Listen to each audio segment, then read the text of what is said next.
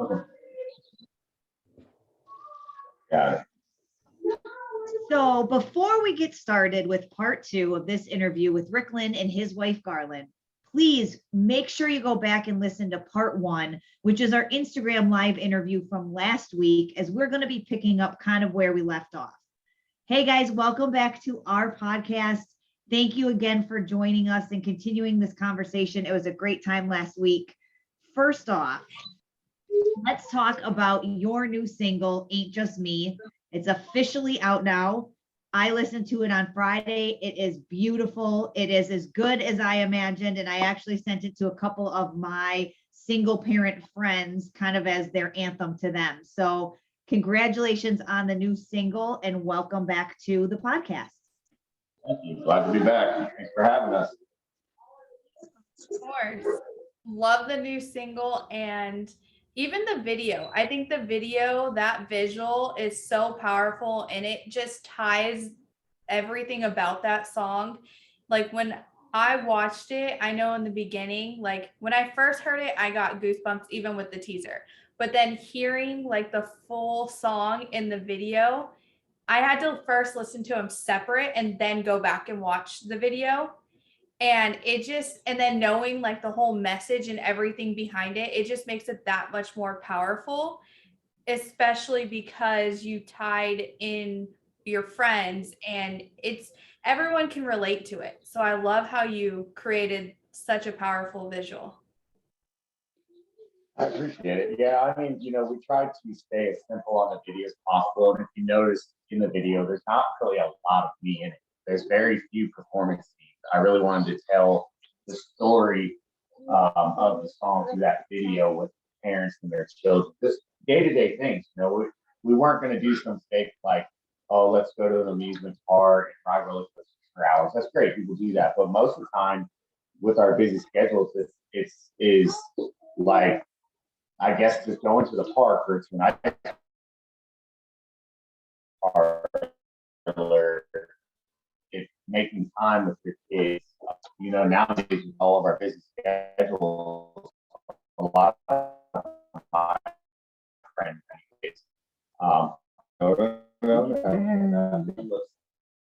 trying to be the famous makeup contest heroes or your 4-year-old, right?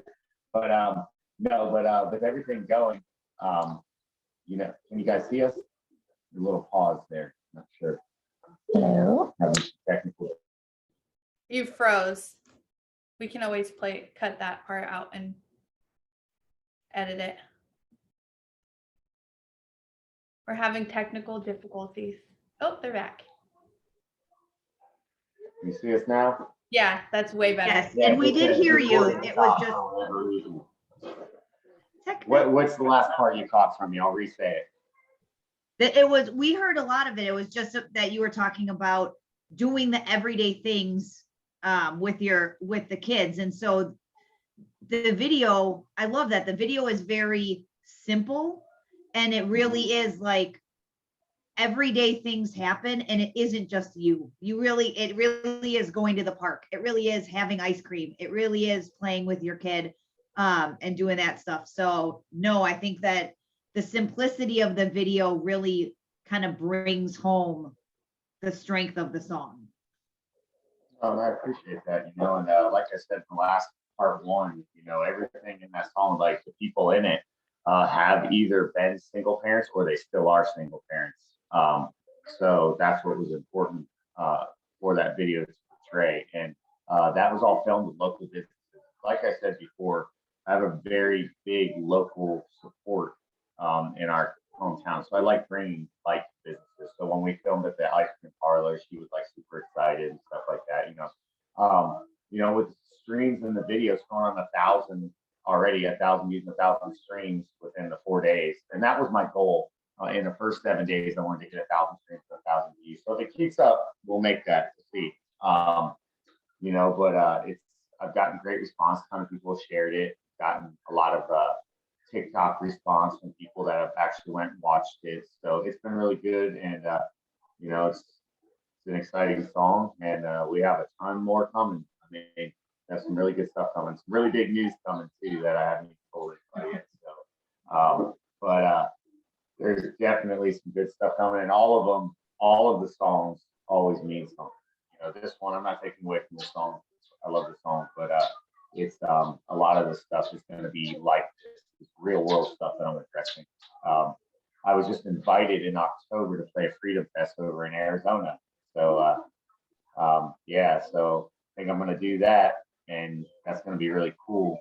Some of the mutual people that we all connect with, and so I got to talk to her for a while, and that's gonna be a cool thing. I think I'm going to bring my buddy Kendall out there and the whole band. We're going to go on a little West Coast tour over there, so we're going to hit Arizona and see how that goes.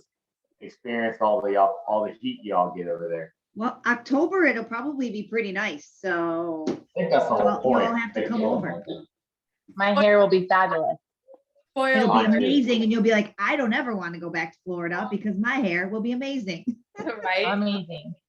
Spoiler alert, because I don't even think you know, but we're actually helping with that festival. Oh, there that's you awesome. go. We'll be there. Awesome. Oh, Surprise! yeah, that'll be awesome. We'll actually get to meet in person and whatnot. Awesome. Yeah. I think she had talked about, Alexandra's going to be out there too, so we're probably going to perform our song together for the first time on stage, so that'll be really exciting. And, I'll get to meet her husband that does all of her videography and stuff. He seems like a super cool guy as well. I've got to speak to him a little bit. So it's exciting. There's a lot. I think Jimmy Levy's on that too, is what they said. I've heard. So, I mean, you guys would know more than I, but it's going to be exciting. We're looking forward to it. Yeah, we'll look forward to connecting and to just even going back with your music and everything you have coming up. I think it's important for those who are just finding your music, and even for those who have been listening to your music, to really go in depth and look at and take the time to look at Rick's interviews and the breakdown of those visuals, because it's so relatable. But also, even this video, tying it back to the simple things and remembering, like, everything going on in the world is just remembering to even unplug. Even if you're not a single parent and you have children, like, or even friends or family, unplugging from social media for time to time and going to the park, going to get ice cream, and remembering and taking it back to those simple things of just being appreciative that we woke up today and we have food, water, all of those little things. So even just going into listening to Rick and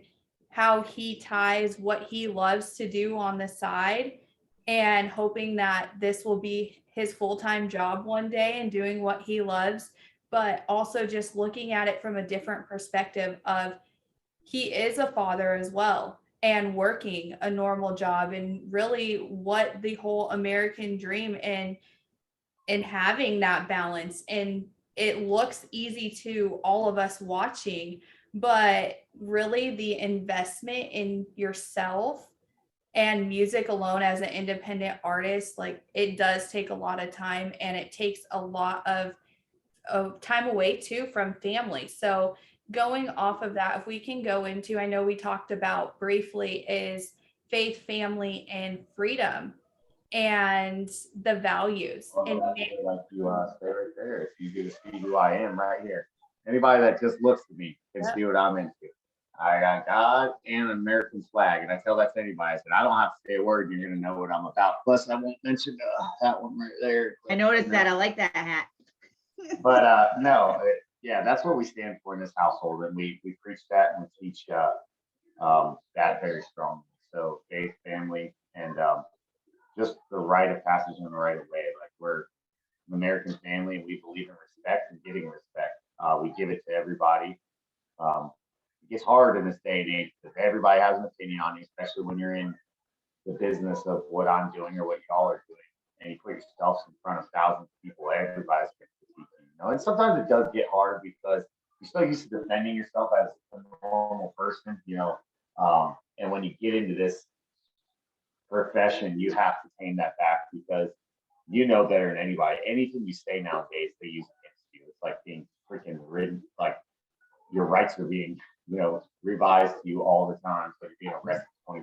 But anything I do, I know that whatever point in the future could be brought back against me. You know, I believe in certain things, and I'll never change that. But I'm also, you know, not going to say things that I believe are going to destroy my family's reputation or mine as an artist, even if I feel them. I keep that crap off of, you know, the social platforms and personal life. I don't know, you know, a lot of people notice, I hear all the time, like, well, now that you're in the music, you barely use your personal stuff. It's like, it's just easier for me because if I have something that's really big to announce, I want everybody that's following the journey to hear it first and foremost, you know, and anything that's private, I don't need to post it. So there's no reason to post it on my social medias unless everybody can hear it, you know. So, yeah.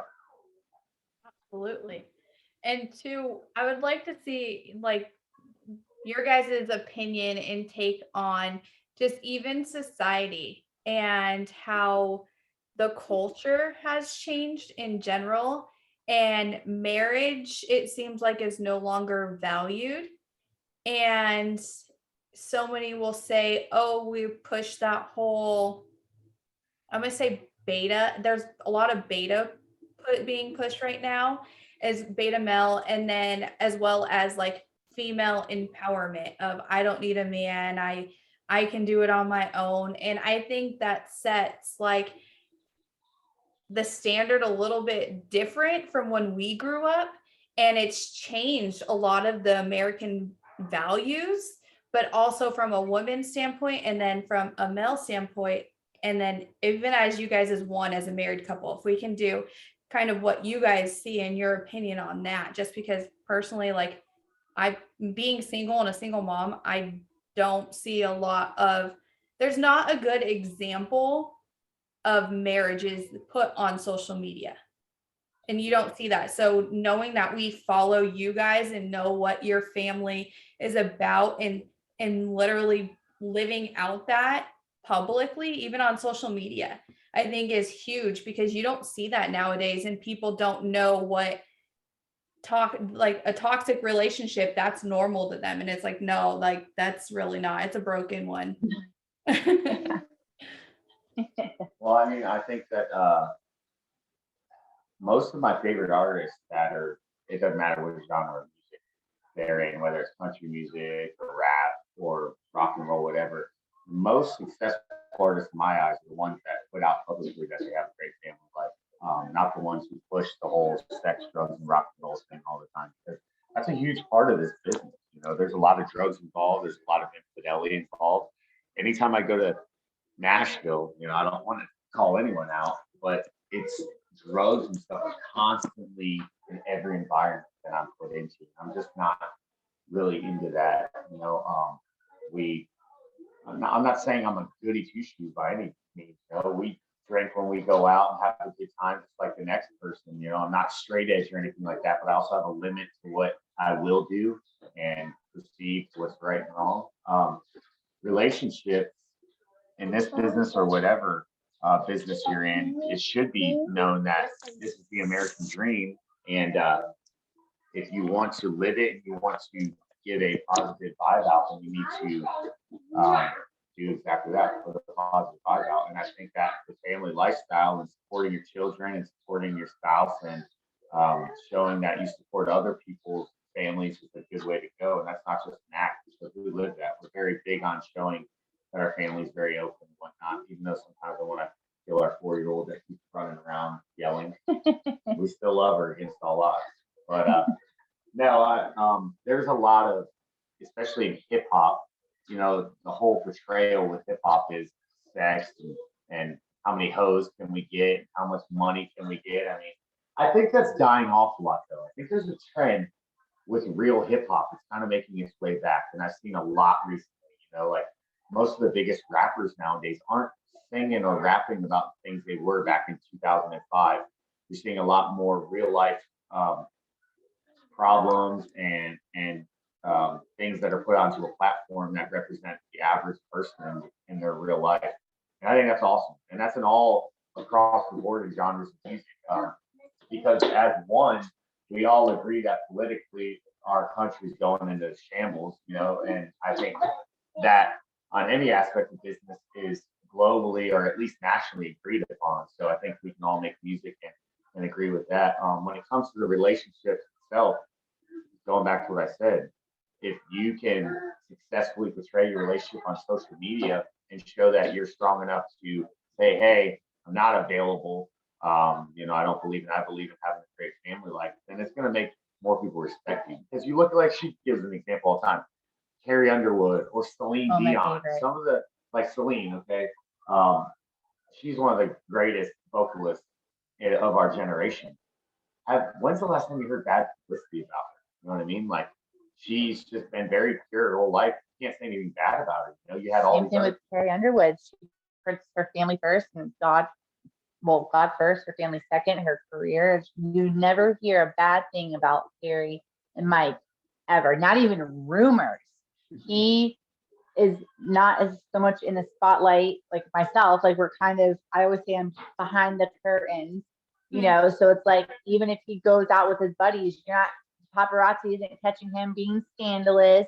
Paparazzi isn't catching, oh, Mike's getting DMs or whatever. No, he is married to Carrie. They respect each other. They know boundaries with each other, and I mean, if I could pick a couple to look up to that would be famous, that would be the couple. I actually read Kurt Warner's book a million years ago. And one of the things he talked about was that he never put himself in a situation that anything could be portrayed as that. So even if he was being interviewed by a female reporter and they were having dinner, there would always be somebody else with him. He would never ride up in an elevator with a woman at the same time. He would never, because anybody at any time will portray whatever they want. And if you never put yourself in a situation to have that or to be in that wrong, then he could have been doing absolutely nothing wrong. And we know how the media works. And so as the wife staying home, you don't even want to cast that doubt into her head that would even be a thing that you were doing, because you never put yourself in a situation to get a picture taken. That could and that's the thing too. Like, I feel like nowadays with our generation, it's like, if the husband says, no, I can't go out, my wife's not comfortable, it's like that the guy that's trying to be honorable to his wife gets crap on by the boys, when it's like, no, he's just respecting his wife. If I'm not comfortable with something, I'm never going to tell him no, but I will say, that makes me uncomfortable, that's not fair, that's not what we agreed on. That's not telling him you can't go and do it. I'm just saying, this is how I feel, and that's up to him at that point. But I feel like with our generation, if he goes and tells his boys that, he's going to get, oh, come on, she's not your mom, and it's like, no, he's respecting me. That's the problem, or that's the difference between our marriage and probably your relationship. Yep. And having those boundaries, and just even I would say too, the communication between both of you and those values as well. So, well, and if you, like you said, if you put that out there as, this is the relationship I have, and you surround yourself with the right people, even if there may be some light heckling, but most of the people you surround yourself would understand why. Well, because that's how he respects his wife. His wife is worth having that level of respect because she's a great lady, and we don't want to put him in that situation. Yeah, it's easier now than ever with the technology we have, to be able to. The technology we have is editing's like at its all-time high. So people can make you believe something without it ever actually happening by the power of editing. So that's what you have to be careful with as well, because people on the internet literally believe the first thing they click on and see without any kind of explanation. So if you're not careful, you can have a bad reputation without actually doing anything bad. Putting yourself. So I probably, back when you read that book, it was a lot harder for someone to put themselves in that situation. Now it's just somebody whipping out their phone, taking a video and editing it a little bit, and making it look, we saw that with Trump's election like crazy. The crap that CNN was pushing, cutting videos, making them look way worse when the election was coming and it was proven. Like, that happens every day on social media. With all kinds of celebrities. Look at the crap with Will Smith and Jada, like the things that were cut in and out to make that look worse. it doesn't matter. There's always going to be people that try to tear you off the top. If that's where you're rising to, So, yeah, try your hardest not to put yourself in that situation. And again, it goes back to integrity, because can somebody come up and say, no, he would never do that? Like that happened. And I've told the story before that happened with my 6th grade son. Some mom called and said, my daughter said that your son pushed my daughter. And all of his friends wrote letters and had to tell their account of the story. And they're like, no way would he do it. He's not that kid. He wouldn't have done it. And so he came home and he was really nervous. And I said, that right there, the fact that your friends did not have to blink and say, ooh, he might have, or kind of, sometimes he would do it depending on if he was mad at someone. The fact that he could say, he's not that kid, and the integrity of your character was never challenged. That's how you need to grow up in this world. And you need to make sure that no matter who is watching or no one's watching, you're still being a good person, because someday that integrity could be challenged and people need to have your back. Agreed. Of course, yeah. It's pretty cool where we live. Being in Florida with our awesome governor, like just today, I think he passed another law, like what was it? He banned another law that was like trying to push like the laws trying to push sexuality on our children. He banned it again, and the guy he stands for God and whatnot. It's awesome, man. I hope we don't lose him, because that's the biggest fight we have between Disney and then everything around here, just trying to keep our feet on common ground, because everybody's so opinionated. That's the problem with nowadays is back in the day, if you wanted to have a stupid opinion, you at least had to have somewhat smart, because you had to go create a website, and then you had to get people to listen to you or go click your website. Now, everybody that's an idiot has a Facebook URL, so they technically have their own website, and they can say whatever the hell they want to say, and there's no repercussions because they're behind a phone screen. Everybody has an opinion. Everybody becomes the digital Muhammad Ali when they're behind a keyboard, and that's the problem, is when there's nobody stopping or there's no repercussion or discipline for what people come out with and say or do, then it's just going to get worse, and we have to do something about that. And I think it's countries realizing that, because it's getting terrible. And now when the laws get involved and they're like, listen, this is not right. We need to do something about this. Then I think that we're in the right direction with happening. Yeah, going off of that, and even social media and reality, once we aren't on smart devices, what is some advice on how you guys have managed when it comes to parenting in this day and age, when we have so much being pushed on the children and just the grooming of all of it? Like, what is some advice that you could give parents with even I'll give you a short answer before she goes way into it. No. For us, when we do have dinner, we ask how the days are going with the kids, and see where they're at with everything, see their opinions. Secondly, is we also don't, we try not to, but anytime we have a disagreement or an argument, we don't do it in front of the kids. So they don't see that, so it's not portrayed onto them. The social media part of it, the main thing is we don't let them be on everything that they want. We don't let them be on everything they want all the time. YouTube, our daughter, we put a guided access on her phone as well, because she's got the iPhone 10 or whatever. So she watches her YouTube videos, and I'll make sure that she can't go anywhere else after that. And then the social media, we just don't flirt our business. If we disagree on something or we have an argument, you're not going to see it on social media. You'll never know if we're dealing with finance. Everybody goes through financial issues. Everybody goes through home issues. It's just life, in America. But you're not going to see it on social media, because we don't need everybody to know everything that we're doing. And that's important. When children see that, they end up copying that behavior. When they see people that are constantly online trying to put their business out there or flaunt themselves, then that ends up happening at a young age, because that's what they're taught. Well, we don't let them have a social media. Like Grant wants a Snapchat and a Facebook and an Instagram, and I'm like, nope, sorry. And you see the kids at school. What more do you need? Stop it. I thank you. Okay. And so he did ask for the Xbox Live or whatever. So we did get that, for him for Christmas. But we don't allow the social media world in our home. Like it's not a thing. Like, no, I don't mind the Xbox as much, but go outside and play basketball at that basketball hoop. Go ride that brand new bike you got for Christmas. Go do things that we all did as a kid, because we try to keep them as their innocence. Their innocence as long as we can. We celebrate the holidays. We make it a big deal. We sit down, like you said, what was your favorite part of the day? What was the worst part of your day?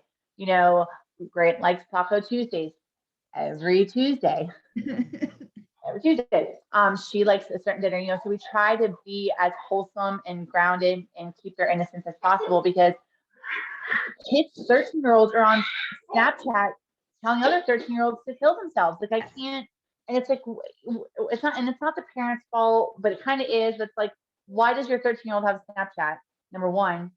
And number two, on the other side of things, why is that kid okay? Is it allowed for that kid to tell that kid to go kill themselves? Right. Like, where are the parents? Where are the parents? Right, with the parents. And I'll admit, like, I'm a horrible texter back. Like, you'll text me and I'll read it, and then I'm like, okay, I'll get back to that. It's not that I ignore it. It's just that when I get home, I try not to be on my phone. I try not to be on my phone, and I get distracted. Not only am I cooking dinner, but if we're sitting on the couch watching television, I don't want to be on my phone. I want to be with my people, these 3 people, and that's what I want to do. It's not that I don't care about who's texting me. If it's an emergency, obviously I will call you back. Obviously I will text you. But like, if we're sitting watching a 30-minute series, I don't want to be on my phone. And it's not because I don't want to talk to you. It's just, I haven't seen these people in 10 hours. Like, these are my people.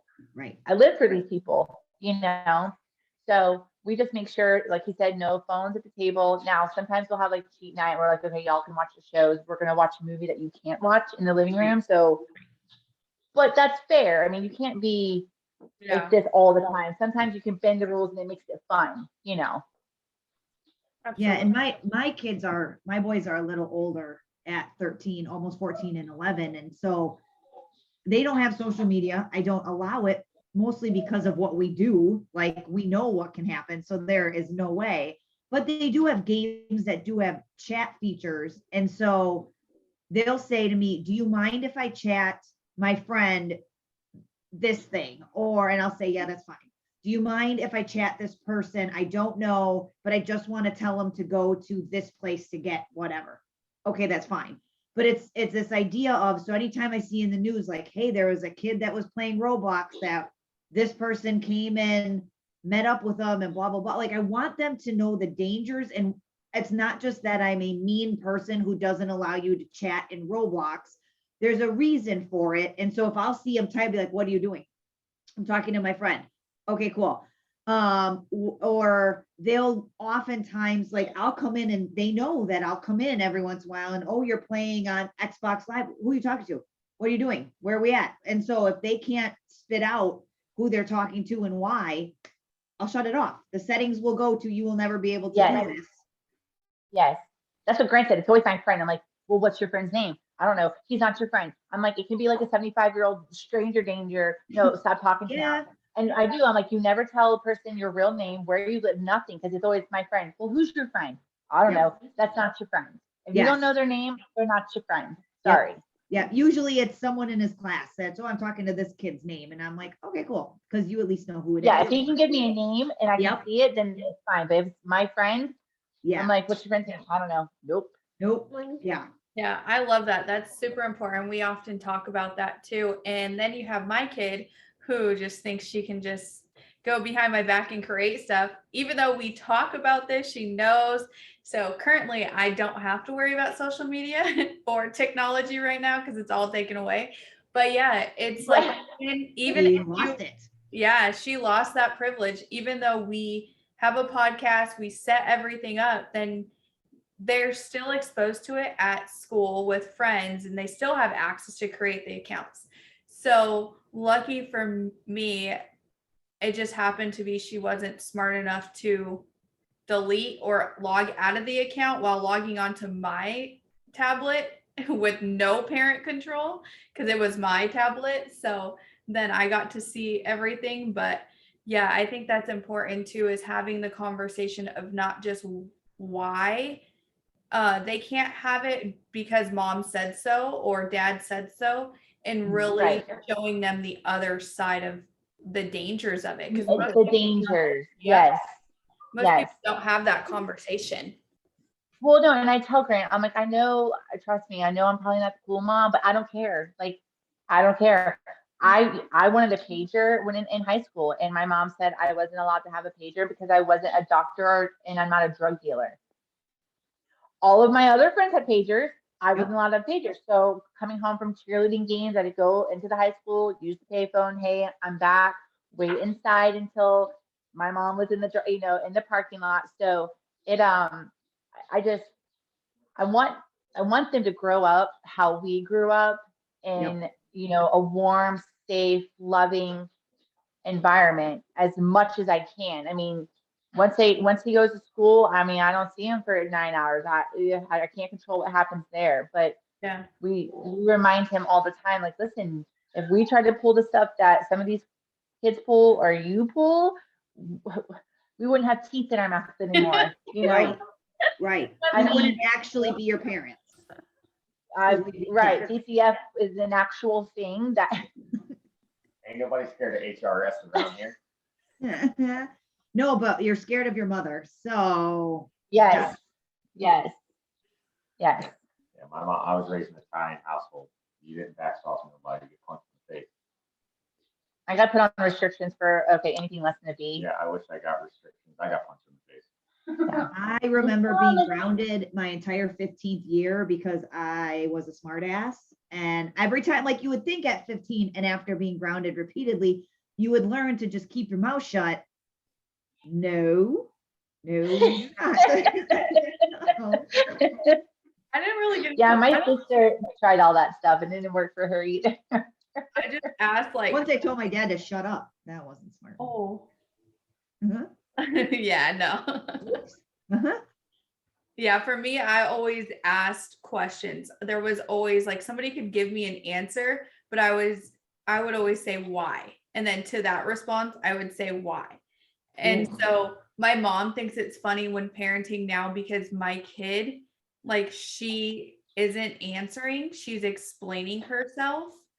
But I'm like, there's a difference between being respectful and disrespectful. Like now you've crossed the line and like, no, you're still the kid. Like, calm down. Yeah, I was just too scared, man. I can't lie, I got spankings until I was 15, and it wasn't spankings with your jeans on, it was spankings on bare skin. And I just, I probably said some stuff under my breath, but it was in my room with my door closed where my parents couldn't hear me. But my sister, yes, she tried my parents' gangster all the time. And I would just look at her and I'm like, oh, that's not good. That's not good. No, abort mission. Stop. Yeah, I mean, but even growing up, my sister was I'm the nice one. My sister was the mean one. My dad just told us at Easter, like apparently I don't remember this, but like kindergarten, first grade, the school would call my parents saying Garland has spent all of her money in her food account buying other kids cookies and food. I'm just like, here you go. So like, yeah, I'm the nice one. Yep, I'm the nice one, and I don't try to cause any conflict where some others have no problem speaking their mind. I'm like, oh God, you can't see that. No. And he's like, no, watch. Yeah, that would be me. My husband's the same way where he won't say anything. He's like, don't rock the boat. Just do whatever. And I'm like, oh, watch me cannonball right into this line. Like, I think that's why I got along with a lot of the group that we all initially got introduced in, TMR and Alexandra and all those guys and girls that like y'all especially as well. Like none of us are very, I mean, I'm not shy at all. Like I'm very outgoing, outspoken person. I'm not rude by any means, but I'll tell you what I think. And tell me what you think.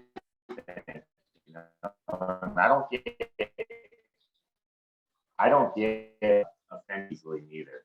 Like at all. This is a good business for me because people can say that crappiest stuff to me, and I just don't care. Yeah, he's laughing it off. And So, but you guys are a little frozen again, but And you're frozen. might have to get back on it. We can hear you. I think they're getting off or resetting it. Technical difficulties. Bear with us. There we go. Yeah, I don't know. You know how this flaky service works around here. Is that better? You got us now?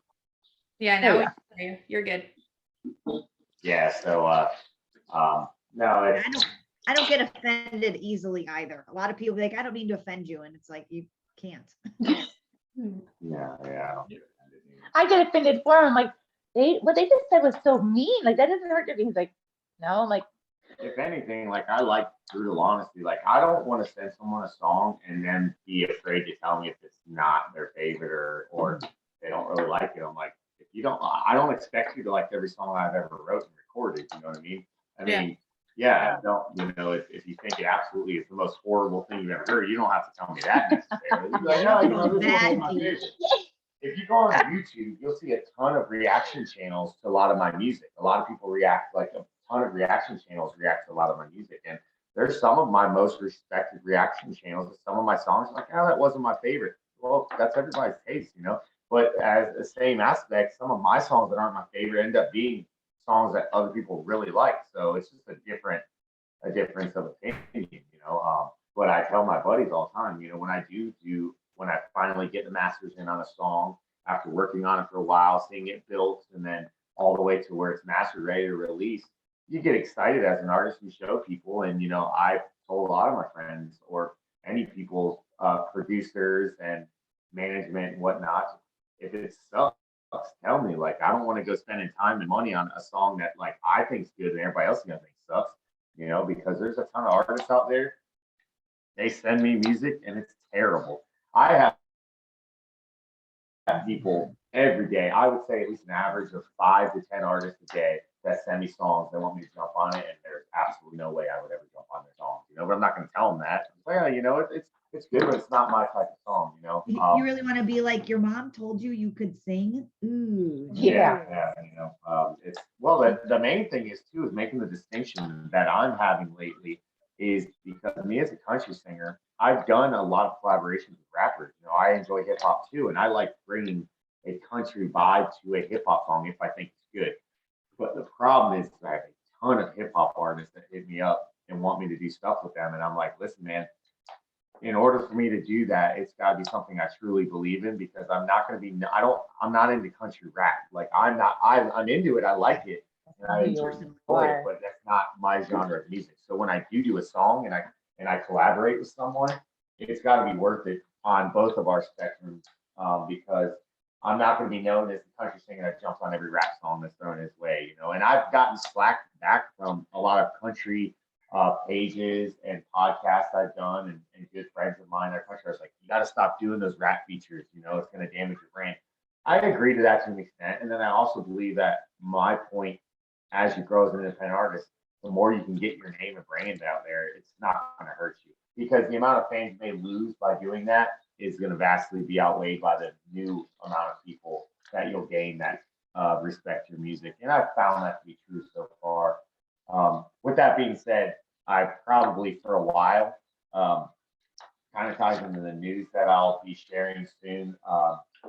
I'll just say this, I'm going to be working on a new album with some really big people, and it's not going to have much rap on it at all. It's all going to be country music because that's my brand and that's what I represent.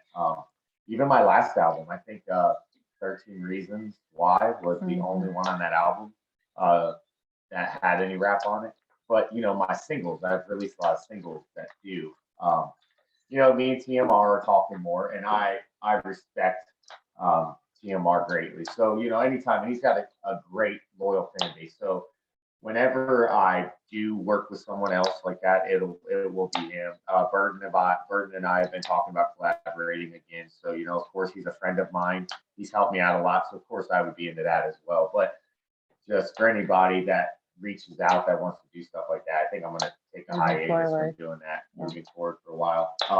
With that being said, you know, like with Alexandra, or I have some other country singers that, or singers in general, that I'm going to be putting out some songs. That's going to be exciting. I have some really cool stuff coming out that I'm excited for y'all to hear. That's just singing, you know, being able to bring my platform to other singers' platforms as well. And so it's going to be pretty cool. But yeah, I mean, you know, we'll see how it goes. 2022 is coming off big with a lot of the news I've been getting. So we're excited to keep it rolling, and the foot's going to stay on the gas. I think too that's important when deciphering like and using that discernment who you're going to work with, because you, no matter what, even though you're an independent artist, there's so many people who just want to ride the coattail and see or use who you're working with. And at the end of the day, then you have to look back and say, this is my brand and this is who I am. And even though if they don't make great music, but you're on it, you don't want that to change your message and change who you are.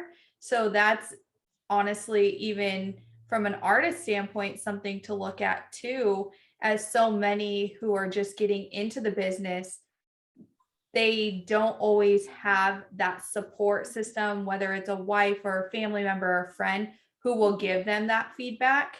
So for you to sit back and say, I'm going to draw, this is where I'm going to draw the line, and then make people that you're working with meet you at your level, or you guys raise the bar on each other. So you're constantly growing and you're creating, because right now there's so much music with you guys being so versatile, even like TMR, for example, touching or tapping into so many different genres, and you guys adventuring and doing that and collabing, like those projects, you're creating music for literally the future that most people haven't done.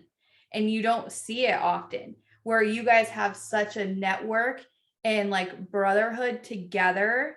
Like you're literally shifting the culture of that. And with you all doing that, you're shifting of what you want, that new culture you're creating.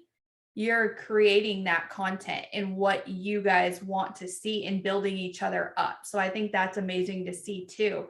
Even on the mental health aspect, if we can, before we let you go, if we can touch on the mental health aspect, as I know that you've created some songs even about addiction, and anyone who's struggling with mental health or addiction, and just knowing that you're not alone and that there is light at the end of the tunnel, what would be some advice on even the music you put out and message behind that for those struggling with adversity or addiction, mental health, especially with the way of the world right now and these dark times? Well, first off, I'll say, so I have a good friend of mine that's actually one of my main songwriters that I actually trust for songwriting because he's incredible. His name's Richard William Dickey. He's a friend of mine. He's also an artist, but he's kind of stepped back from the artistry to be a writer. But he's went through addiction. He's went through a lot of things, and the songs we write together are incredible. Like we have some songs coming out that I haven't even had recorded yet, but that we've written that are insane. And a lot of them are addiction and both aspects. You know, the part where you see where it's fun, and then the part where you're battling it. We have some cool stuff coming out. The mental aspect of that with any kind of music is me or whoever is making the music telling our story the best way possible to relate to someone. My platform is musically related, so I'm not going to go out and try to get on a stage and give someone a motivational speech because that's not where my strengths are. My strengths are taking that kind of diversity and the point that you're trying to drive for someone who's a motivational speaker, putting in a 3.5-minute song and getting my my point across, and also letting someone feel, because music's so powerful. Music can literally change your mood. And I know that. And so do most people that really have a love for music. They know that as well. So with the mental aspects of it, would be, my way of talking about, for example, addiction, like Burden and I did. I've had so many thousands of messages like, oh, I'm so glad you beat addiction. I've never struggled with addiction. I don't have an addictive personality. But for example, family members of mine, um, I just lost my brother-in-law a week and a half ago, 2 weeks ago to drug addiction. My Sorry. sister, they have, oh, I appreciate it, but I've had he was family. struggling. He was 34 years old. He was struggling, and the addiction aspect of that took him from us, took him from my sister and their son. And then also she's dealt with addiction in her family. So we've seen it firsthand. We know what it does. So when Burden approached me about the song We Get Home, I came from a real spot. I wasn't making it up. That may not necessarily that I'm addicted, but I know people are. And that's with any of the music. Like I have songs coming out that kind of deal with the suicide thing. I know people have dealt with that, it's there's people going through things that I can understand, even though I may not have walked their path in their shoes. I've walked beside them. You know what I mean? I've seen that. So the mental part of it, when it comes to writing the songs and releasing the songs, on my end, I'm trying to give you an understanding and the thought process of where I'm coming from. And then also, it's a different point of mental um, continuation because now I'm going through a bunch of stuff, trying to go crazy to figure out how this is going to relate to everyone else when I release a song. How are they going to react? Is it going to hit them the way it hits me when I wrote it? Stuff like that. So there's a million different emotions when it comes out to the musical aspect of what it does to you mentally and what you want to attain from your listeners mentally and how it touches them. So there's really no straightforward answer to that. I guess it's kind of, I hate to say it this way, but it's a song to song basis. It really is because Yeah. depends on where you're at. It depends on the response you get of a song. So as a songwriter, you could mentally be really secure on a song and then it blows up and it's gonna make you go on an emotional ride because you weren't expecting that. Or you could have a song that you thought was incredible that you just get absolutely no response for. And what's that gonna do? It's not gonna give you depression, I would hope not, but it's gonna put you in the dumps a little bit because you on the song that people seem to not vibe with like you wanted it to. Luckily, I haven't had that too hardcore yet on any of my music, but it's still early. I have a lot of songs that haven't been written yet, so we'll see. And I think any artist goes through that point in their life. You look at actors like Robin Williams or guys like that we see who are on top of the world, or Chester from Linkin Park. These guys that were the most insanely talented people ever, but clearly they had demons inside that they were battling and they couldn't win. So you never know what the next person's feeling or thinking. Don't assume to know what someone's feeling or thinking because everybody has their issues. I had real quick before I get off. I had a teacher. He's not with us anymore. One of my favorite teachers I ever had.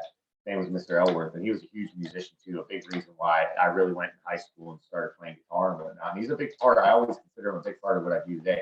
But he always used to tell me, he's like, listen, man, if you wait for other people to solve your problems, you're gonna be waiting a long time because everybody has their own problems they want to solve first.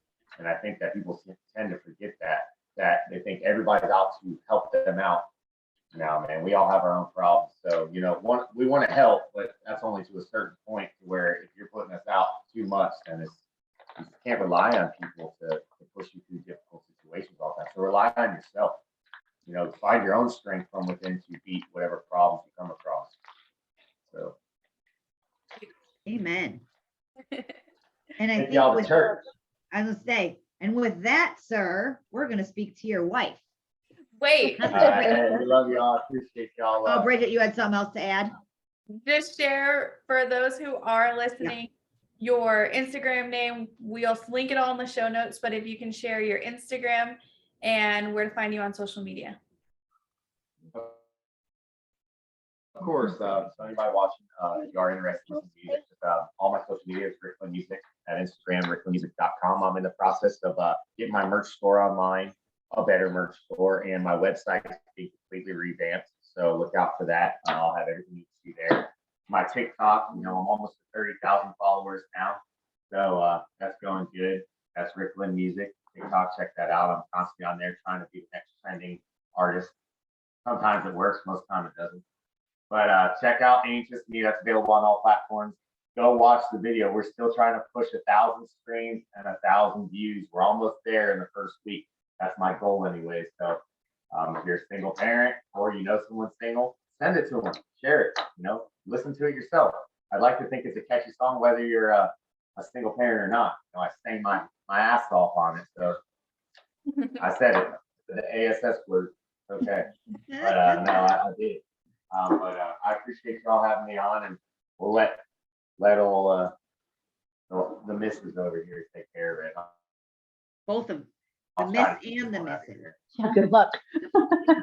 Thank All right, we'll catch y'all Thank later. you. Have a good evening.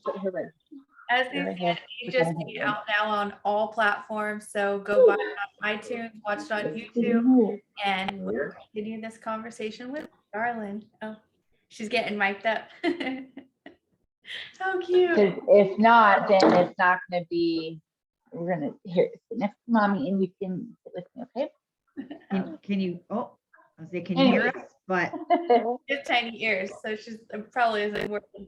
yeah, it probably doesn't. No, these are large. They don't fit right. Here we go. Can you hear us? Hi. Can you hear them? Hi. Say hi. Yeah. Say hi. So, Go ahead, Becky. I was just gonna say, okay. I would go into something really like deep and in depth, but I'm just curious. Which one was harder to raise, your son or your daughter? Yep. It's just, It's different. yes, he, I went through that abusive marriage or whatever, and he never slept in our bed. He wasn't allowed to sleep in our bed, whatever, right? When all that stuff happened. And or the first 3 years of his life. And the very first night that all that drama happened, I had to beg a 3.5-year-old to sleep with me. Beg. And he's like, I can't sleep in your bed. I'm like, yes, you can. Yes, you can. This one, I can't even get out of my room. Like her little, you can say hi. Hi. Hey, Grant. Oh my gosh, we have all of them. Yay! Oh, they're not far from mom. They're not far from mom. The good place to Hold be. on. So yeah, so she, I can't get out of my bedroom.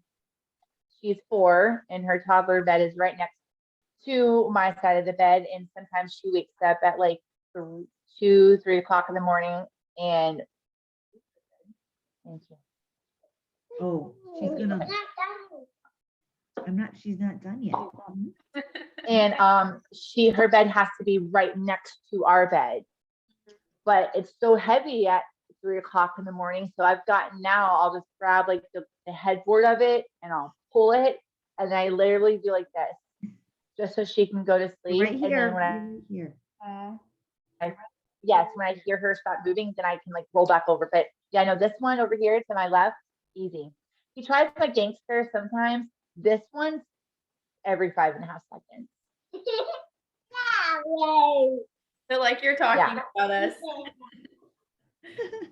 Yeah, this one's fine. This one, and as you can see, like we have a big house. Like there's lots of room. Everyone has their Lots own of room. thing. Why are you within 10 feet of me? And we're right here. That's smart. And I think Yeah, and we're right next to mom. right? I think too, like even with when we're podcasting, like our kids do the same thing. And for us, we're like, well, this is reality. We just Oh, did I lose them again? I think I might have lost them. we can still hear you. I can hear Oh, you. let's try. Oh wait.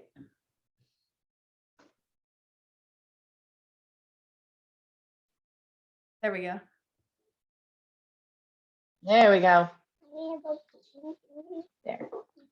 Yes. So yes, this one easy. If I was told I'd have 5 more of these, I would have 5 more kids. Yeah, nope, everybody's here. There's not a fourth person. Oh, Too. Yeah, I was just saying too with that, like our kids will often know too when we're podcasting, they're like, oh, we want to come, we want to pop in, or like my dog will always be right there. And I think too, like for us, that's one thing with our podcast is like we just show the reality of it, and like this is our life, and This is life. yes. life. Well, It's Rick life. is used to coming home and being able to do these podcasts alone. Either they're still at school or he'll tell me he has a podcast, so I'll go take him somewhere else. But I mean, this is my technically second with you guys. But when it's like I'm involved and he's involved, if I'm involved, you get I'm a whole package. Yep. I'm a whole thing. And that's honestly, that just shows like even parenting, like the reality of parenting, like this is life. And we all go through that. My kid's at tutoring, so I get a quiet little area. But And like there's a whole other parent in the other room, but she wants to a whole other parent. But this is yes. Go ask daddy. No, daddy pushed me. So yes. So yes. Daddy pushed me. Daddy and then this one never came up with crazy wild stories. This one, daddy pushed me. I just left her somewhere. The bad guys are gonna get. I didn't get my nails painted. And she didn't get her nails painted. Random wild stories. Speaking of, hold on just a second. Can you tell Dad to come entertain? Thank you. I want to see you. Yeah, I just want to be with you. Hello? Mommy. So I tell Rick all the time, I'm like, I know it's frustrating, babe, but you gotta understand, like, people like to see that you're a family man and like to see that you're interrupted 500 trillion times. It doesn't take away from your professionalism whatsoever. It just shows that you are the family man, the husband, a worker bee, and juggling all of this. So you don't have to be, I think it makes you real. In a quiet room. It does make him real. And I think the same thing too, the couple of the artists they've worked with, they're single or they don't have children. So it's easy for them just to sit down in front of the computer and do these podcasts, where with us, we're a busy family and this is it. Yep. This is it. So I always tell them, like, don't get frustrated. Just it shows who you are. yeah, it literally makes it so relatable because so many people are doing that every day. So, and I know for me, like when I first was connected to you and so excited, I was like, oh, I can't wait to talk, especially like me as a single mom. And having a daughter in her teenage stages right now, I'm like, man, how do parents deal with more than one child? Because I can't imagine, man, a girl in her teenage, like it's rough right now. I don't even listen when I tell you guys that I was scared of not my family, my parents, mainly my dad. It wasn't like he came home and he beat us every night. I didn't want to disappoint him. Two, I didn't want to get in trouble. Back growing up, going outside was a huge big thing. I had an electric typewriter. That if I got in trouble, that was being taken away. So it's like I didn't want to get in trouble. These two, mainly this one, it's like, okay, what are you gonna do? Oh, okay, you're taking this away. Okay, great, you already did that. And I just never did that. So I don't know how this one's gonna be when she's a teenager. I know our son, he might try the gangster for a minute, but it ain't it won't do him very good. No. She might have to go to an all-girls school. Are you the oldest? Yes, only by I think we're like 18 months apart. And I asked that because I'm the same way, where half months apart. Sister, she tried the gangster of life, and tippy-toed like around doing what was right, but with everything. Whereas I followed a straight line and didn't want to get in trouble ever. Yep. Me too. I'm the oldest, and I can tell like my second born is like no shit's given. Like Yeah. he doesn't care. He does like same kind of thing. Like what are you gonna try? And it's funny Yeah. because he really is very emotional, so he really does care. But if he is in a moment where he's like gloves are off, no, they don't care. They don't Yeah. care. Yeah. They don't, this one, zero, you know what's given. Yes. Yes. He, like I said, he does care, and he's soft like me. Like we don't want to disappoint. We don't want anybody upset with us. We just want everybody to be happy. Where she is very much like, is like, okay, I don't care. What are you gonna do? Not talk to me? What are you gonna do? Not like me? I don't care. Where I'm like, no, please like me. Please like me. Well, it's funny because I'm the oldest, and my oldest son is very much like me. And then my husband is the second born, and our second born is just like him. And so it's like, oh, your kid's acting up again. Oh. Speaking of having no, exhibit number one. Now, Yeah. when it comes to parenting, and I would say doing intention, because I know Rick said, and I know that I can tell you're very positive. So when it comes to parenting and positive reinforcement and intentional parenting, like when it comes to discipline, how do you deal with that? Because I know for me, that's one thing I'm struggling with right now. Playing both roles, I'm like, this is tough because she wants the nurturing mom, but then at the same time, it's like, no, you still aren't going to just think that you can be disrespectful and get away with things and think that you don't have to care about anything. And like, she literally gives no shits, no fear for anything. So it's just like, man, how, when it comes to parenting on that aspect, and Becky too, if you even want to chime in on that, you're more than welcome to. But yeah. I missed the question. I got disconnected somehow. Okay, I'll repeat it.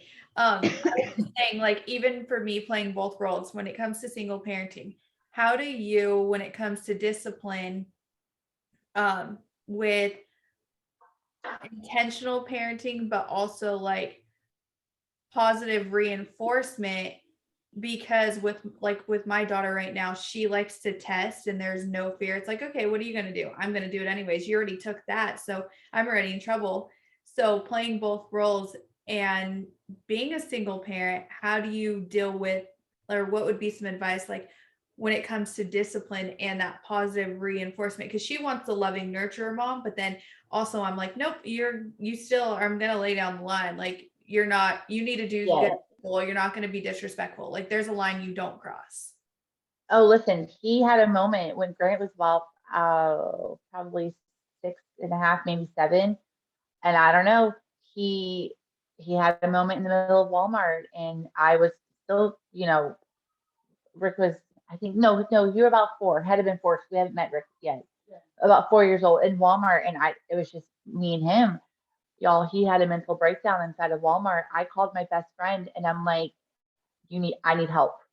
I need help. Like, I'm going to honestly beat this kid to a pulp, because it's embarrassing.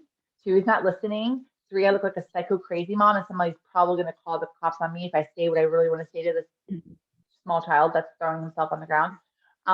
So she did, and he respected Ashley even at 3, or he knew Ashley meant business. So Ashley came and met me at the Walmart, and she like walked away, and she handled it. But as Grant, as we traveled this life together before, obviously meeting Rick, and even having now a sister, I tell Grant, at the end of the day, like, you're a person. You might be a child, but at the end of the day, you're a person, okay? And because I didn't have this growing up. If you were disrespectful, you got a spanking. If you didn't get good grades, you got a spanking. You didn't do everything resulted in a spanking. And so I just never wanted to get a spanking, So I just looked at my dad like, this, all he does is spank me, right? There is no love and warming and nurturing from him, So I always tell Grant, like, at the end of the day, you're a person. So like if I say, hey baby, did you unload the dishwasher? If you've had a bad day and I don't know that, and you bite my head off because you had a bad day and I don't know that, then guess what? I'm gonna end up biting your head off too. I'm gonna win, and then you're gonna end up getting Xbox taken away, text taken, or something taken away. Yeah. Come home and say, Mom, I had a bad day. Can I just play outside for 30 minutes before I do my chores? I'm gonna say, you know what? Yes, you can. Go blow off steam. Yes, you're still a child, but you're still a person. You Yeah. know, I don't know what happened at his school. Did he fail a math test and he's too scared to tell me, so he's anxious? Because I asked him, did you study for that math test? He tells me yes, but maybe he didn't, and maybe he did and he still failed. So he's anxious, so he's going to be nervous, and then he's going to bite my head off, and then I'm going to be like, oh no, sir. No, sir. So that just goes back with communication. Like I like to communicate my feelings, right, wrong, or indifferent. And I want somebody to do the same to me. So if you're having a bad day, but I don't know that, and I ask you to do something, you bite my head off. Well, one, it's not going to be a good thing. Not that I'm going to scream at you, but then I get in my feelings and I get in my emotions. And then that's going to be placed on you, and then you're going to feel worse because Rick says I've used my words very well. So that's right. I think that if you're a single parent, or even if you're not a single parent, just communicate with your kids. I mean, you don't be their friend. I'm not his best friend. I'm his mother, and he knows that. But he knows also, come to me. Tell me about your good days. Tell me about your bad days. Tell me that someone's being mean to you in school. Tell me that your teacher did something or said something to you that you didn't like. Communicate. And I just think nowadays I don't think kids want to come to their parents anymore to communicate, because I think that either they're afraid or maybe ashamed, or maybe they did something wrong and they don't want their parents to know because they don't want to get in trouble. But I tell Grant, I'd rather you tell me and be honest than lie. Mhm. That's Because if you lie, that Yeah. is way worse in my book. Same thing with my husband. I'd rather you say, babe, I went out, got wasted. That's why I didn't call you, versus I went out, I tried calling you, I tried, but it didn't work. Why? Just tell me that you got wasted. I mean, not that he does, but just tell me, Yeah. be Yeah. honest, Yeah. and that's what we're trying to do. I mean, Gianna just turned 4, but she's already starting to know, like, she plays with my makeup, my hair clips, my everything that I have, she thinks is hers.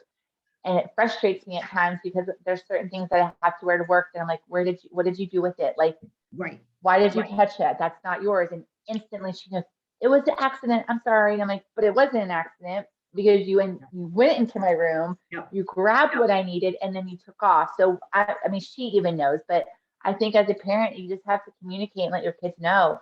Talk to me, let me know, because I'd rather know and be honest than you lie and hide, and that's never going to be That makes good. me, because then that makes me bad, and then my feelings are really, then I'm angry. Yeah, Angry, yes.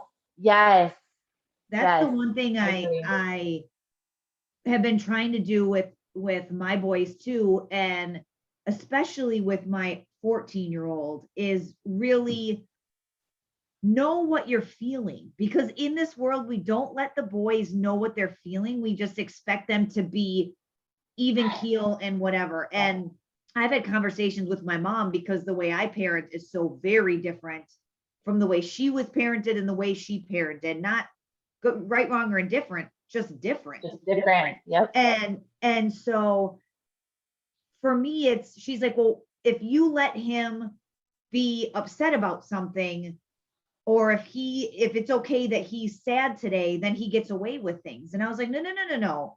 The difference is you still have to own whatever it is that you have. It's still, if you can be sad today, you can know your emotions, you can be frustrated or overwhelmed or upset, but it's also now your responsibility to become on whatever things you are, whether that means you go outside or you read a book or you listen to music or you do whatever. It's your responsibility and you're accountable to fix wherever it is that you find yourself. Right. And so it's not about, oh, my poor little boy is so sad and you don't have to do anything for the day because you're sad. No, I'm sorry you're sad. It's your responsibility to find out what works well for you to make yourself not sad. And do it. Right. And do it. Exactly. Agreed. So yeah, I think that there's a lot of things in this emotional world where it's like, you know what? It's normal for you at 14, 12, 13, 14, 15 to feel weird. It's normal for you to be sad today when yesterday you were fine. It's normal for you to feel overwhelmed when this thing didn't bother you yesterday. All of that is normal. And sometimes we just don't tell our kids that what they're feeling is perfectly fine to feel. Yeah. Well, that Because even, I mean, I love my mother-in-law and obviously I love Rick, but he grew up in a family where his mom was a single mom of 4 kids. Oh my Lord. And she struggled to make ends meet. She worked a couple of jobs that went, the whole scenario, the whole thing. And she's not cold, but she has such a hard shell. But at the same time, once she like chip away at it, if you need a shirt, she will sit in her sports bra and give you a shirt, not so you're not cold. And sometimes that's, even with Rick, like I have to remind him, like, you're allowed to have a bad day. You're allowed to be angry. You're allowed to be upset because, a song didn't do as well, because he wasn't showed in his life, like you're allowed to have all these feelings and it's okay. It's that, nope, you're a man. You're growing up to be a man. You don't have feelings. This is what you do. This is how you feel. Whereas like, again, my dad didn't beat me or anything, but Yeah. I had a very warm feeling, nurturing home. I still do. I just spent Easter with my parents and God love them both. Like God, I have awesome parents. And it's just, my mom's like, nope, don't bring anything.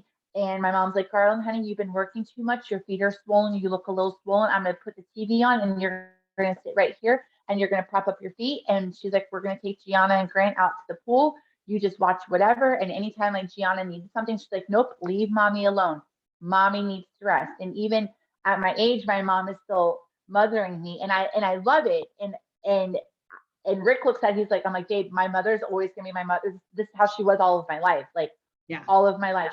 She's my mother. And he's always like, if I tell a story, he's like, oh, he'll make fun of me. He's like, you're such a mom. And I'm like, but I am such a mom. Like, I am animated with my stories, or I'm proud to say tomorrow Grant gets to go visit a middle school because he's starting middle school. And I will be posting a picture. And I told him he needed to dress for success. He needed to wear his best jeans, his best boot, and a collared shirt because he might meet the vice principal. He might meet a new teacher. Like, you don't know who you're going to meet tomorrow. So I need you to look your best. And then tomorrow, I'm going to make him take a picture because he doesn't take pictures anymore. I'm going to make him take a picture and I'm going to brag and blast him all over social media because I am a mom and I'm proud of my children and I'm proud, I'm excited for him. So yeah, I think we've got to get back to letting our kids know it's okay if you have feelings about whatever. Express them in a healthy, safe way. Yep. Use what I say are good words, and we go from there. Don't hide. And I think that's why, like, the suicide rate, God love them, for the kids or the kids that hop on the internet and leech on to these older men, and then God forbid they get snatched or whatever, and it's because they were in this dark website, but that's where they felt comfort from because they were too afraid maybe to get comfort from home, or maybe their parents were disconnected, so they felt comfort online, and then they end up kidnapped or into drugs or in a sex ring or whatever. That's why I try to shelter, especially him because he's the oldest. Like, I don't want you talking to strangers. I don't want you to find warmth and security in a screen. Yes. Yeah. Yes. Just, hello, I'm that warmth and security. That is what I'm here for. And that's important to have that conversation and just overall communication as a family. And even just we often talk about being present with your child and even friends and family. because everyone's going through something. And no matter what, like I tell my daughter, you are better off just being honest and telling me the truth. I'm not going to get mad. We'll have a conversation about it. I might get mad after, but that's not going to be my initial reaction. I try to sit back like, okay, that's not what I would have did. Like, I would have done it different, or we're going to have a conversation about this. But for me, I'm always like, if you lie, you're going to get in more trouble. And the truth always comes out no matter what. Like, whether you want to tell me bits or pieces, like the truth's always going to come out. So even just remembering that and knowing that having those conversations with your children are so important, because if you're not, somebody else will, including the people on technology and social media. So I think that's huge. Did we lose her? Yeah, and that's and again, that's there's so, I don't want to say there's so many things we can do to make such a big impact that are minimal things, like what you guys were talking about earlier, asking about your day, what good things happened today, what bad things happened today, making sure that you are part of their important things, asking about tests, asking about all the stuff. And we understand that life is busy and crazy and wild, but if you don't do that, it takes someone somewhere to ask that single question, to give them that single compliment, to do that thing that we as parents need to be building our kids up the whole time. We need to be the ones, because again, if you do something wrong, am I going to be really happy and excited about it? No, you're going to get in trouble. I'm going to be angry. But I still am your safe space to land. And that is what we have to continue to tell them is, you know what, Mom, I totally destroyed the car. Are you okay? Yes, I am. What the hell were you doing? Right. It doesn't mean you're not going to get in trouble. It doesn't mean that you're not going to have consequences. That is also what kids are expecting. If you say, oh, it's okay, well, I'll be fine, and nothing happens, that's also not a secure place for them to live. That's equally as neglectful as completely ignoring. Because they'll go through life thinking that. Right. Oh, it's just okay that I just did this. No, it's not just okay. Like I tell Grant all the time, like that same thing. Like if you break something, just say you broke it. I'm gonna be angry because like he broke something actually that my mom gave me, that my mom looked forever and a day to find. And just by him being, he's being careless. He was trying to hurry up and get it done because he wanted to play the Xbox, and it was glass, and it ended up shattering all over the place. And I'm just like, at first, I mean, I was like, really, dude? And when I say that, he knows, like that, you better stop in your tracks, because the whole house actually stops. I'm like, really, dude? He's like, I'm sorry. I'm like, but you're not, because I watched you rush her, and now something that my mom bought me, that it was a gift for me, is now shattered into a million pieces because you were too busy to get to your game. I said, and now guess what? You don't get that game.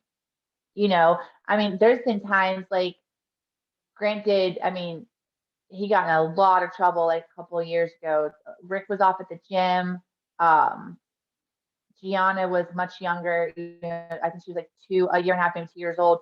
And he didn't want her in the room. Well, I was cooking dinner, so I needed her in where I could see her and him. And so I had the pet gate up, like right there in this little corner that we have where the kids' rooms are, just so I could keep her away from her room and his room. Well, he picked it up and was trying to put it down in his room and ended up pinching her finger. Okay. Well, she obviously screamed bloody murder. I flipped a lid because I'm like, what are you, like, stop. And he smirked at me. And I'm like, oh no. And I did. I said, get out of my house. And he looked at me and said, get out of my house. I said, because if you cannot listen to me, because I had asked him 5 times, leave it alone. Grant, leave it alone. Grant, honey, please. So at this point, I've told you like 500 million times and I said, get out. And then And then he was like, he looked at me, I said, oh, and since you don't want to listen to me, you don't respect me, I bought you the shirt, I bought you those jeans, I bought you that belt, I bought you those shoes, get out. He goes, you want me to go out in my underwear? I said, yes, go get out of I don't care what you do, because you don't care enough about me to help me. Now your sister is hurt. I don't know if she needs stitches. Her finger's black and blue. It's bleeding. I'm by myself now. Like, get out. He got out. He sat on the front porch. I called Rick. He didn't answer. He was working out. I called my mom the one time ever. She doesn't answer. And then so I called my mother-in-law and I was crying. I'm like, oh my God, I think I just kicked my 10-year-old out of the house. She's like, where is he? I was like, well, he's sitting on the front porch, but I turned off the front porch lights too because I'm so angry. And I was bawling, and she's like, it's okay. It's okay. I'm like, I was just so mean to him. Like, oh my God, because that was the first time ever. Like, even as a toddler, if you said Grant Baker, that one time he was done doing whatever he was doing. So, she's like, did you hit him? I said, no, I didn't hit him. I said, but he's out there in his little boxer briefs, And so she's like, get him inside and tell him I want to talk to him because he loves his Meemaw. So I gave him the phone. They went in, they talked. And then I went in my room too. And then finally Rick called me back and I was like, don't worry, I'll tell you when you get home. And so I told him what happened. And of course he went in there. He's like, dude, do you know how much your mom has done for you? Even before I met you, your mom I worked 5 jobs at one point, 5, because the ex gets out of jail, drains the bank account. Although everybody was like, you need to go drain the bank account. I'm like, I'm not going to drain the bank account. That's, again, not a nice thing to do. I wouldn't want that done to me. He drains it with 10 cents left in it. I was a stay-at-home mom. I didn't have anything. My sister, again, took the left turn in life. So she was going through something. So my parents were helping her because I'm more of the independent one. I'm going to find a way or something. I will have 5 backup plans before I need help. Like, that's just how I've been all my life. So I felt, he was like, she's done this for you, this, and this, and that, so he comes in the room and I'm like, I owe my son an apology. And he's like, you better not. I'm like, no, I owe him. Like, I'm sorry. Like, I'm sorry. Like, I should not. And he's like, it was, all these things. I'm like, no, but like, I just a child, like, and it took him like saying, babe, you didn't touch him. He's not, A, B, and C. He's like, you and I would have gotten spanked. It was worse for us, So I did talk to Grant that next day, and I did say, listen, I probably should have handled that better, but as you listen to me, and can you hear me? Yeah, we heard you. Yeah. Okay. Yeah. Had you No, I was just saying, what we last heard? We Do last what? heard you said that you should have handled it differently. Yeah, I told him I should have handled it differently, but I told him, I said, but you also should have followed the rules. Yep. I mean, ultimately, he's not responsible for the way I reacted, but he is responsible for the situation. Yes. So Yep. I didn't completely like take the ownership and put it all on me, but it was that night, and but it's the way he smirked at me, y'all. Had he not smirked at me, like, what are you gonna do? Because I always used to say to him, would you do that with Rick? No. I said, well, why? Well, because it's Rick. Okay, well, it's Mom. Like, I can be just as serious and mean. I'm like, Rick doesn't even like yell at you. He just goes, really, bro? That's Rick's like, really, bro? So it just, being a mom, well, being a parent, but especially a single parent, it's tough and challenging and requires sometimes, I think, some soul searching and a lot of praying. And if it weren't for not only my parents, but like my girlfriend, my girlfriend Ashley, like in her family, even, like, I don't know if I would have gotten through being a single parent in the first like 2 years of being a single parent, and then once I got my mojo, once I was like, okay, got this, it's fine, because the whole dating thing wasn't even on the table. Like, I'm like, it's not even something I want to do. it does. It takes a tribe, whether that be your friends, your family. It takes a tribe to raise kids nowadays, especially with the technology and the influences of the peers and the drugs and the drinking and the everything. It's tough, and that's why I try my hardest. I try my hardest to be a leader. I tell Rick, people like wholesome, people like humble, people like to see you being a family man and you being an honorable husband, you being an honest worker, you being a good son. That's what people like. And the moment you do anything that questions your integrity, the moment you say something, screenshots last forever. Nowadays, back in the days, there were no screenshots. It was he said, she said. No, now if you put it out there, it's out there and it doesn't go away. Yeah. And so I same thing, same thing with Grant. Anything that you say can and will be used against you. Period. Especially if you put it out there to the web. Yep. Anything that you do and or say will be used against you. Yep.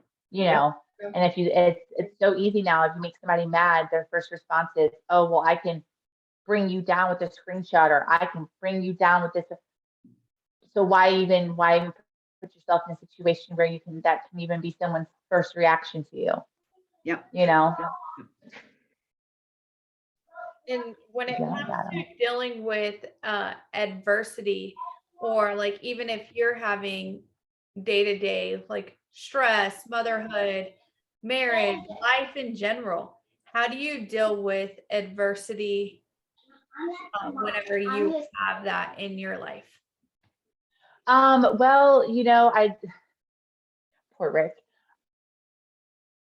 I actually I text Rick if I'm having a stressful day. I'm a crier. I cry about the small things, the dumb things, the silly things, the serious things. Yes, give me just a second. But I text Rick and or I call him, and if I can't get a hold of him, or if it's something that I'm too embarrassed to even tell, like if it's something, that's just with me, or maybe my body, or like, even my hair is silly. I used to actually have longer, like thicker hair, but I got COVID in January and I went through a lot of stress at my former job that, like, to me, losing a lot of my hair and its length and its thickness is a big thing. Well, I call my husband and tell him I'm going bald. Well, to say that to someone who doesn't have hair, he's like, babe, it's just hair. Well, to you, but to me, it's part of what I always had. I was always with red hair that was so thick and so long, and now like my pony is like, I'm like, what? Like, this isn't a pony. Like, this, what is this? But I journal. I learned after my divorce. Actually went through therapy. I think everyone in life should have couch time. I am a 100% supporter of couch time. Love it. If you can't afford couch time, have couch time with your girlfriend, have couch time with your mama. I don't care. I think even kids should have couch time. But I actually learned that I have a razor sharp tongue. And I didn't exactly know what that meant until I was, talking to my therapist about certain things. And she's like, Garland, it's not that you have to say a cuss word to someone to cut them down. She goes, but you have a pretty good vocabulary and you put some, pretty good sentences together that actually kind of would probably hurt someone's feelings. And I'm like, but I didn't yell or I didn't say a bad word. Like, how? And she's like, it's just the words that you use. So I've actually had to learn, with that sometimes I do have to watch what I say and watch the words that I use. So I journal. And then when I'm done journaling, I burn that journal or I throw away that journal. I don't so much write anymore. I get on my little notepad and I type it out or whatever. Or I'll go on Pinterest and type in, inspirational quotes of the day just and read some of those quotes. And I'm like, okay. Or actually, I turn on music and I go to a couple of my favorite songs and I'll listen to those songs and then I'm like, okay, I'm good.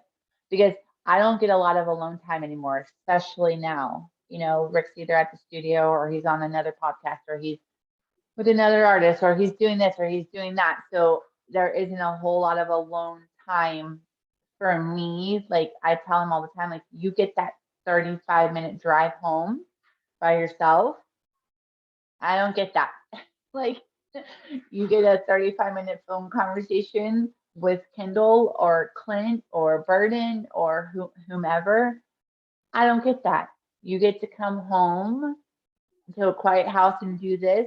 I don't get that. So I'm envious of you sometimes. So if you could maybe like pick her up or take her into another room or, you know, and he does do that, but if I don't, he's not a mind reader. So I've also learned that I had to tell him, babe, can you please help me? Because he's used to just me doing it and handling and not saying anything. And some days I do have stressful days where I'm like, I need like everyone to just like go and do something that doesn't involve meeting me. Like today, actually, I love my child, but he waited like for 2 weeks for a permission slip to be signed. I worked on Easter Sunday from 9:30 a.m. to 11 p.m. straight through. I didn't even get a potty break. Okay. And then yesterday, Gianna was home from school. Grant was home from school because of the Easter thing. And I was helping my sister-in-law with job, like, you know, job searching or whatever. Cause she's like, can you help me? And I'm like, yeah, sure. You know, cause I mean, I could have said no, but no, that's family. And I'm gonna, yep, let me drive over there and take Gianna with me, you know. So, and then this morning he wakes me up at, you know, she's up and down all night long for whatever reason, trying to get in my bed. I'm like, no, go back to bed. He wakes me up at 7:15 this morning. Can you sign my permission slip? And I'm like, first off, you don't even have to leave this house until 8:15. My alarm goes off at 8. I have to work another long day. Why are you? So it kind of just started off my day. Like I just wanted to wring his neck. And then Gianna, everything that I put her in this morning, she didn't like. And then getting to school, she was having a meltdown because she didn't want Daddy to pick her up. But I'm like, Daddy's probably gonna have to pick you up because I'm not gonna be getting off until like 5:15. Daddy might get off, you know. So explaining that to her and then getting to work. There was a whole bunch of stuff going on at work, and I'm just like, I have a lot of stuff to do. Can we like wrap up this meeting? Like, can people stop asking questions? Like, pull the manager aside and ask a question later. Like, you're cutting into my time. So like all day today just started off tough. So I came home today and I'm like, Rick cleaned the house.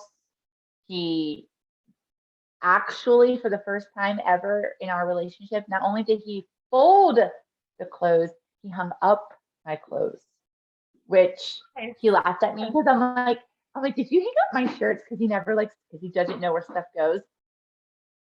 I noticed that my shirts were hung up and I'm like, did you hang up my shirt? And he's like, yeah. And I'm like, and he's like, don't even, because I'm like, don't even why. He's like, don't even come over here and check my temperature, because that's what I do with him. Because like if he does something out of the norm, I'm like, oh my God, you are feverish. Maybe that is what's wrong with you, you know. And he's like, don't even. I'm like, what? He goes, I already know what you're gonna do. I'm like, how do you know? He's like, because you do it every time. I'm like, well, I just gotta do it. And I lean in for a kiss and then I check the temperature. But I'm like sitting and thinking, I'm like, thank God, like, because when we're done with this, like I can just, I'm in my jammies, got my mom life shirt on because this is again my life. Yeah. And I just get to sit and just do nothing because, like I tell my family, I'm not the only one that lives here, not the only one that does dishes. I'm not the only one that has laundry to wash. I'm not the only one that can feed the cats and dogs. Not the only. Mom. That's why I tell Rick every day, it should be Mother's Day every day. Mother's Day should be every day. Amen. Not that we should take away from the fathers, but it should be Mother's Day. Yep. Yeah. Mother's Day, I'm here. Mother's Day, I find I'm like, I'm going to the resort. I'm hanging out at the pool. Like, leave me alone. We tell my brother, my dad, we're like, you guys get like all the kids for the day. Bye. Yeah. Yeah, Rick all the time is like, what do you want for Mother's Day? I'm like, to sleep in, to actually finish an iced coffee, to actually have a hot breakfast that I don't have to share, and to do nothing. Like, I don't want to do anything. Yeah, I'm like, I don't want to do anything. I don't want to be responsible for dinner, lunch, laundry. I don't want to have to do anything. And that's what I get. I don't need the purses and the flower, whatever. That stuff is nice. I don't need it. What I need is sit in my jammies all day long A for day one off. day and be like, that's what I want to do. That's what I want for Mother's Day. Sounds That's perfect. Oh, speaking of, look, if it's not the kids, there's one, there's two, and then the other one's over there. Oh my goodness. Yeah, Look, it so holds my hand. no time off ever. No They're time all off. right there. And number 4. Here comes the little one. So before we wrap up, if you had the world's attention for 30 seconds, what would you say? Be nice to each other. Say something nice to someone. And if you're not too afraid, give someone a hug. I'm a hugger. People Need love it. hugs. I mean, I know we got the whole COVID thing, whatever, but I'm a hugger. And just be nice to someone. It costs nothing to put a smile on someone's face and to say, hey, you did a good job today. Hey, you look nice today. That's what I would say. Be nice and give a hug or a high five or an air five. Those work too. I love that. And thank you again for joining our podcast and look forward to more Yes. with you guys. Hi, everyone. Thank you so much. This was awesome. And I know we finally took a while to connect, but we're here. Yes. Thank you for taking the We're time. here. Yes. Oh, this is what the Easter Bunny, AKA RICK. Huh? Good, good idea. Match So walk. she stays. Beautiful. Yep, she stays away from my lipsticks if she has her own. No. Well, no, you don't. Put the back. So take the back that's out inside. A language I don't understand, so I don't even know. I probably did. Maybe it must be magic. Maybe it must be magic. Yeah, magic. Probably. Magic. Magic's And the the Easter best. bunny come inside. Oh, the Easter Bunny came inside. Yep, it's magic. Yep, magic. Yeah, but he get inside. It would put footprints. Oh my gosh, you know what? We should do like a kids podcast one time. Like get No, your Sam- boys, your daughter, No, Stand that comes maybe with it. probably this one because this one has no No. attention span of a squirrel. Wow. Um, No, and maybe have them like ask us questions. Yes, yes. Then Santa comes to our house and put presents. Presents. Yes. Love Santa puts presents. presents. Yeah, we He could speaks, definitely do a and competition. she speaks in Shakespearean terms, like everything is the last And day. we need to blow some puppets. Yep. But yeah, I think that would be great. Like have the That would kids be like fun. ask us, like, wouldn't it? Yeah, like My help son me out. is 11, and I have a Yes. son that's 11. I have a son that is going to be 14 in 2 weeks, and She then has an Bridget's daughter 11-year-old is and a 12. 14-year-old, and Yeah, her my daughter's All 12. same age. It is, and he'll be 12 May 25th. So it's all My the son's birthday same, is 26, so there you go. I'm full. and it sounds like they're all into the same kind of Nonsense. Yeah. yeah. Yeah, So we'll they're definitely just have smiling. to connect and do a kids edition, but Yeah, again- when summer comes, we'll do that when they're all out of school. yeah. So again, we'll make sure to link all the social media handles, including Rick's latest song and video in our Yes. show notes. And as always, when does it stop? When you become uncomfortable, when you start to have these uncomfortable conversations at home, when you start listening and believing and protecting the children by taking a stand. When you say, am I a part of the problem? When you face the mirror and start to hold family, friends, and people accountable. When you put down your smart devices and listen to your children and learn to be present as you don't live in the world you think you do. Together, we must rise for the children. It starts with one person. It starts with you. Don't wait until it's someone you know. Don't wait until it's too late and suicide has been committed and you wish you would have listened. It's never too late to do what's right. Enough is enough. Survivors, as always, you are not alone. We hear you, we see you, we stand by you, sending you love and blessings. Love, Save Our Children podcast. Ready? Do your heart. Do your heart.